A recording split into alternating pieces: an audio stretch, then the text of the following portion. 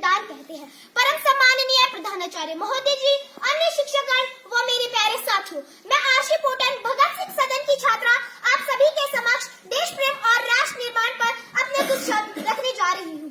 आजादी, आजादी का असली मतलब वही समझ सकता है जिसने कभी गुलामी की हो। यूं तो आजादी की लौ सन 1857 में जल चुकी थी, जो परशाल बनकर सन 1947 को हमारे देश को आजाद कराई। प्राचीन, मध्यकालीन, वर्तमान भारतों के उदाहरणों से स्पष्ट करना चाहूंगी कि जब हम फिरंगियों के फेरे में फंस चुके थे, तो रंग ने बसंती चोला की एक आवाज पर टोलों के टोले उमड़ाते थे। उनके वंदे मातरम के नारे में आने वाला 5-5 डिग्री का खून अंग्रेजी शासकों की जड़ों में तूफान ला देता था। लोग मर जाते थे, मिट जाते थे, फांसी चढ़ जाते थे, तो वो भी अपनी देशभक्ति साबित कर रहे होते थे, क्योंकि यह उस दौर की कसौटी थी।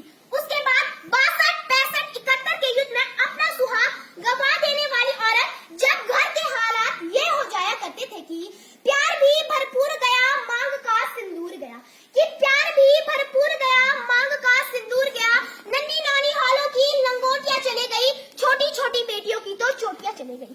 बाप की कमाई गई, भाई की पढ़ाई गई, बाप की कमाई गई, भाई की पढ़ाई गई। ऐसा एक विस्फोट हुआ कि पता ही नहीं लगा, पूरे जिस्म की तो बोटियां चली गई, बोटियां चली गई।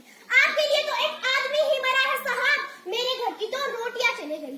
ये वाले हालात पैदा हो जाने के बावजूद जब एक माँ अपने बेटे को सरहद पर दुश्मनों की धज्जियां उड़ाने के लिए भेज देती थी, तो ये लिखाकर भेजा करती थी कि अम्मा ने खत लिखा है बड़े चाव से, अम्मा ने खत लिखा है बड़े चाव से, पुत्र मेरे ना घबराना, पुत्र मेरे ना घबराना, 1 इंच भी पीछे ना हटना, चाहे इंच इंच कट जाना, चाहे इंच इंच कट जाना। इस तरह से पूरा परिवार देशभक्ति साबित कर रहा होता।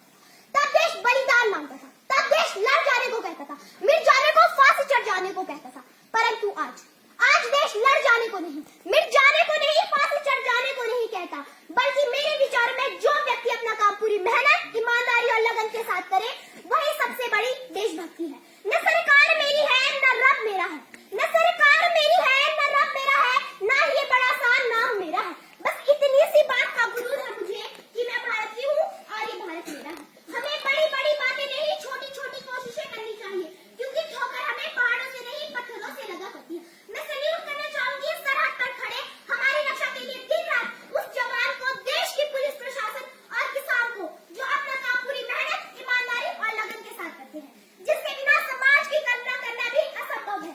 अंत में मैं आप सभी का ज्यादा समय न लेती हुई अपने शब्दों को विराम देने से पूर्व बस इतना सा ही कहना चाहूंगी, मेरा भारत महान था, महान है, महान रहेगा। मेरा भारत महान था, महान है, महान रहेगा। होगा हौसला सबके दिलों में बुलंद।